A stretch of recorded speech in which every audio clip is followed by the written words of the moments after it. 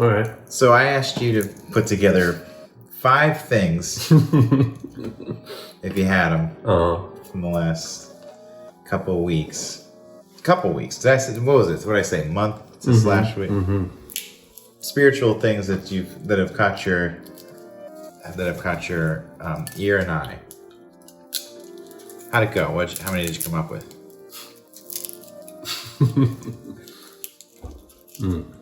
Well, This is a triple. This is a triple nut. oh yeah, those are good.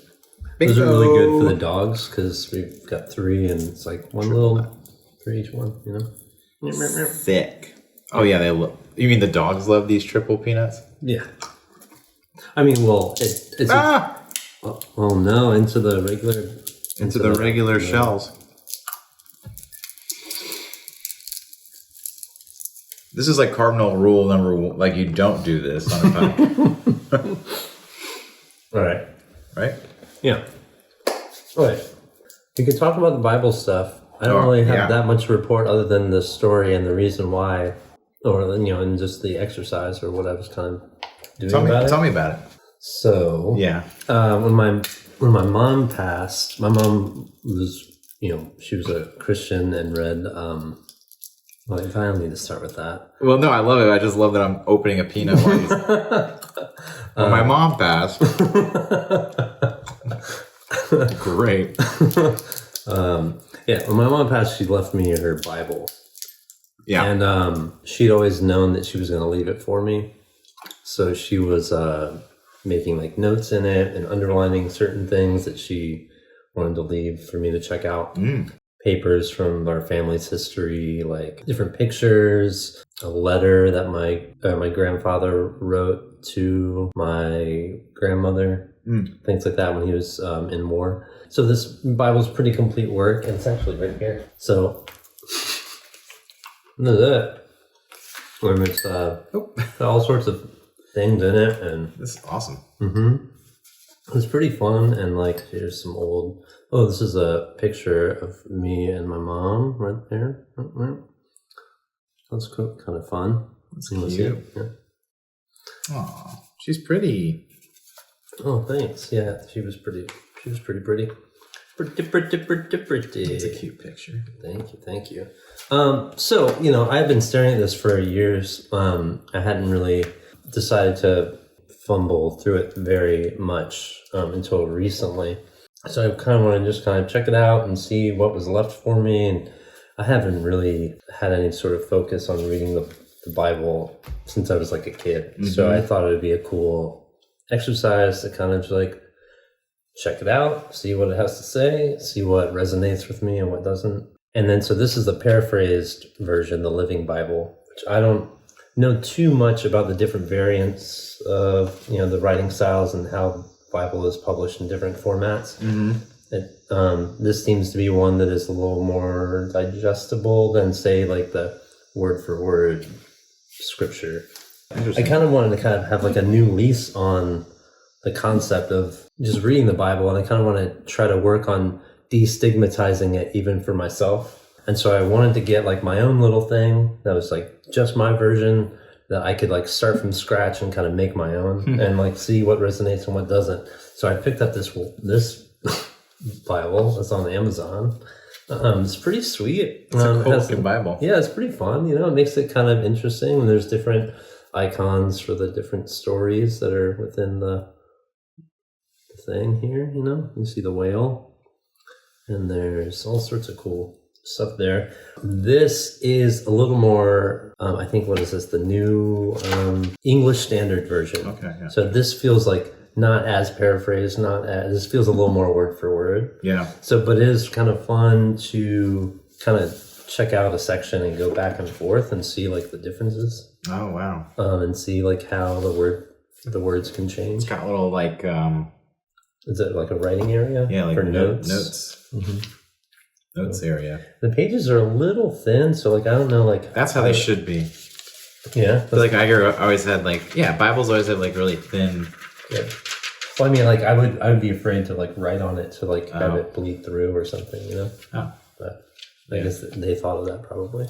There's probably a paper that is pen proof. Yeah. Has it got peanuts on it already? Yeah.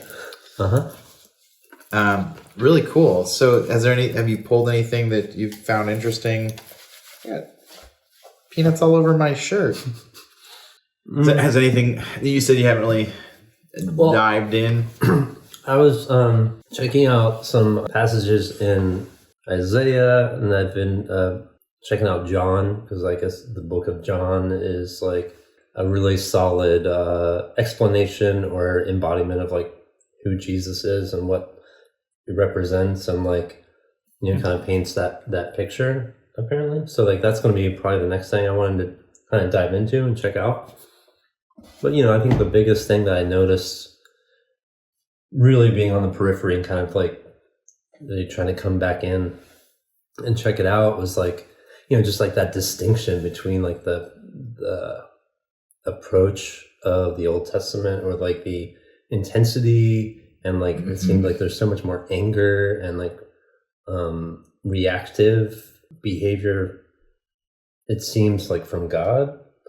Yeah. And then like, you know, in the New Testament, Jesus comes, and I feel like I don't know if it softens, or whether like there's a shift in like approach, or whether it's because, you know, Jesus like bit the bullet for all of us. So like, so that's what alleviates the sort of anger sort of situation. But that's kind of like the big thing I was like really noticing. It's like, I mean, I feel like that's one of those like kind of tried and true things. There's like Old Testament's like fire and brimstone, and Jesus like does certainly bring like the love and like softening of the entire thing. You know, like the New Testament was needed for sure. You know? It's funny that you're getting into it, because I've really been getting, like, I have a buddy that I speak with a lot about Christian mysticism and connecting some dots in Christianity, and also some of the teachers I've been listening to for a while now have, Eckhart Tolle for one, tends to like point back to Jesus's teachings a lot.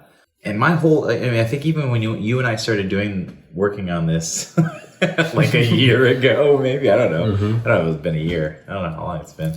It might be getting close to a year now. Jeez, we've done so killing it.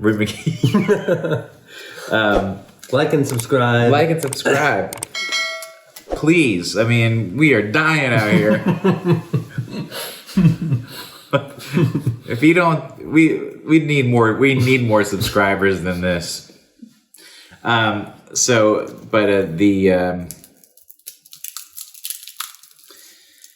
The idea, man, I've been into I've really opened, my heart's really open to Christianity, and like seeing, you know, where I wouldn't consider myself a Christian at this point in my life, but I don't consider myself anything. Like, I'm not really, I'm really drawn to Hinduism, which is what I'm going to speak on quite a bit tonight, because it's like kind of been my thing, you know? Yeah.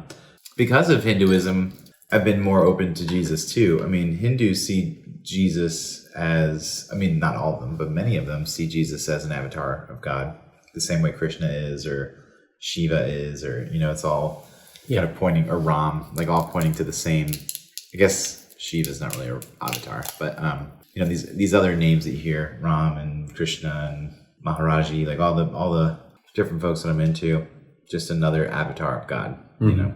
So that's cool. I mean, even so, Ram Dass's guru Maharaji always talked about Jesus. Was like a big Jesus freak, like more so than when he talked about Hanuman, who was like his direct deity.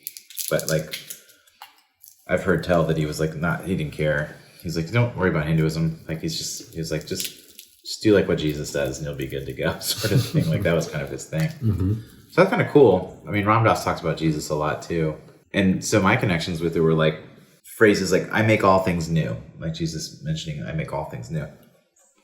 And Eckhart Tolle talks about this, like, living in presence of Christ makes every moment fresh. Oh no, this was Ram Dass saying this. Makes every moment fresh and new, free of the haze of attachment. Everything Jesus speaks on now, I can see from this place of Jesus being the connection of the Father, Son, and the Holy Ghost. This whole idea of the Trinity. Jesus embodies humanity. Jesus was a man. Christ is the connection. Christ is the Holy Ghost, essentially. Christ is the connection to Source, and Source is God. We are people, like what you and I are humans, we have a soul or Atman, and Atman is a part of Brahman, which is the Hindu way of talking about it. Like, it's all the same idea. There's also the Nataraja, like this thing on my hat is the dancing Shiva. Nataraja, you can see on here that he's dancing, he's got his foot lifted, and Shiva is lifting his foot off of the little person. The little person denotates ignorance, and he's lifting his foot off of ignorance and off of ego, and pointing down at it with his other hand down like this to point that he's lifted his foot, showing us that he's lifted his foot off of ignorance. But he's also pointing it down like a trunk of an elephant.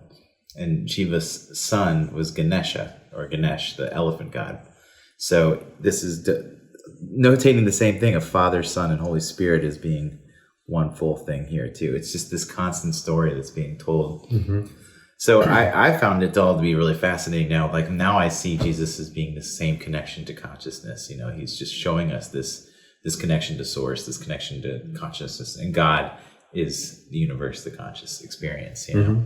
Yeah. And I love it. I've just like been like, yeah, totally like settled. I feel like I used to be very like frustrated by Christianity in such a, because I came out of it myself. Like, that was a world that I was, very involved with, and I'm glad I was. I think it was a great way to grow up. But now to have this new view of it, it's just completely shifted my way of seeing it. And I have such a love for it now that's like very different, Yeah, I think, I think the stigma that has kind of boiled up over the years of growing up, and I don't know if it's, it's the people that give a bad taste to the story, or, but it's like humans. It's not the story itself. It's not the teaching. It's not Jesus. It's not God. It's like, it's just humans getting in the way, and humans being, imperfect with all the flaws and angles and, approaches that can turn people off or kind of like misrepresent what's really like being said here.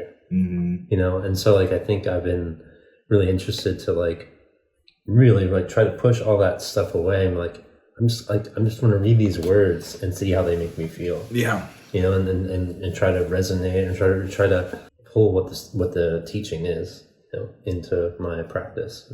Yeah, it's cool. So you've just started doing this, like you just kind of jumped on board with all this stuff. Yeah. I mean, some of the other ones that really got me connected were like the idea of like the kingdom of heaven is within you.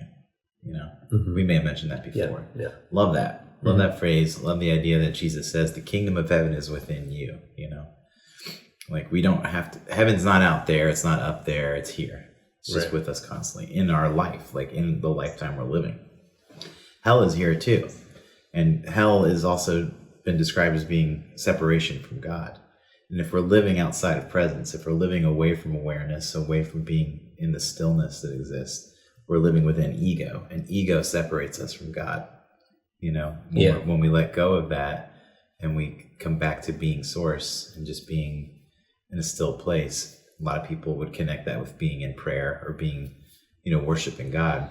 When you're doing that, and this again, Hinduism points me to so many connections with this stuff too, where it's like bhakti yoga is devotion and worship, and that worship helps focus so that you're no longer connected to the entanglements of ego that are desiring and clutching to things around you.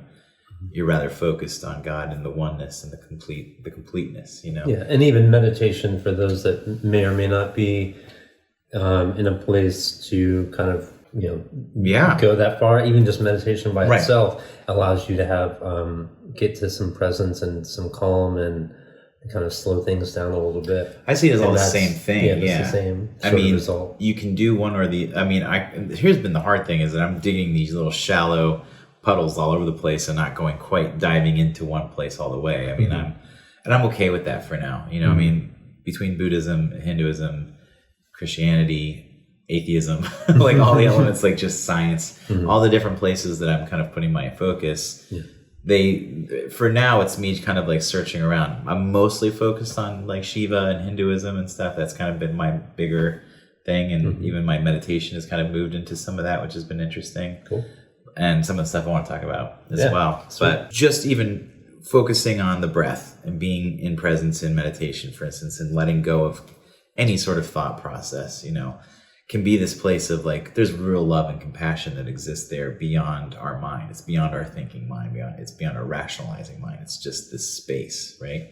Mm-hmm. I mean, that's been my experience, and that is exactly what it's like when you come into presence with God. If you're like praying, or if you're asking, if you're connecting, it's that same stillness. There's still that same connection of like beyond our mind sort of concepts. Beyond our body, beyond our mind. So the other thing I think about with this stuff is sin, the idea of mm-hmm. sin. And the problem of sin also gets fixed when you are living as one, if you're connected with everyone as one, because no longer is it the self-desiring, focus. Sin comes all out of ego. In my view of it, it's mm-hmm. constantly like, I want that for me, I'm taking this, or I want to hurt this person because they've done this thing to me. It's always like me. What am I not getting? Right.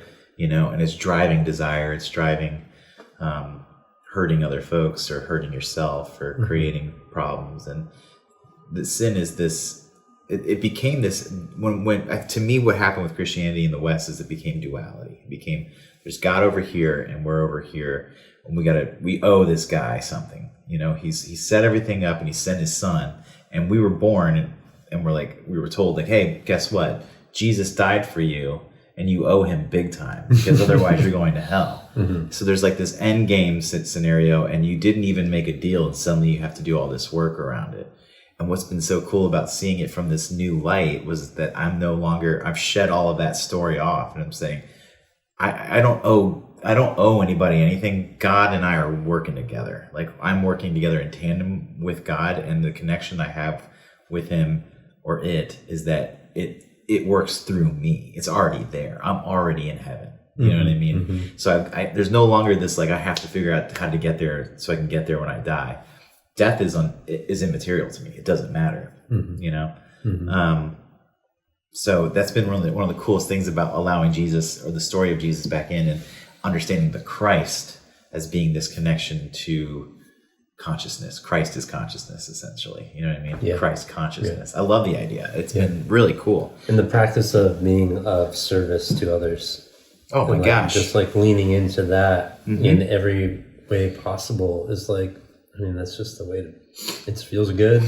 Yeah. It helps. I don't know. It's just the way to be. So that's like, Hanuman is a servant of Ram. I love this concept. Hanuman's the monkey god. And so, who was Ram Dass and Maharaji's deity, the one that they really focused on. And so their constant phrase was love, serve, remember. And the remembering is remembering that we were already awakened, that we're already connected to God. The service is, Ram Dass would ask Maharaji, like, how do I become enlightened? Like, how do I reach God? And Maharaji would say, feed people. And he'd be like, okay, I can feed people, that's fine. And he'd say, well, okay, but how about this? Like, how do I reach sadhana? Like, how do I get to like a space of like complete connection where there's nothing, there's nothing between us? And this is love people and tell the truth.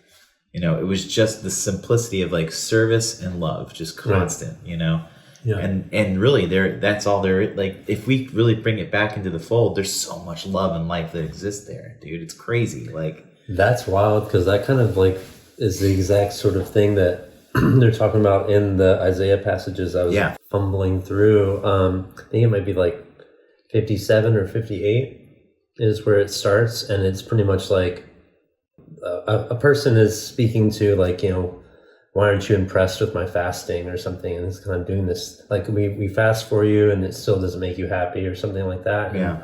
And it's like, well, and the answer is like kind of speaking to that was like, you're fasting, but then you're still treating people poorly, and you're still like not helping a person that needs your help, and you're still like doing it out of this like, this is just not the right place. If you want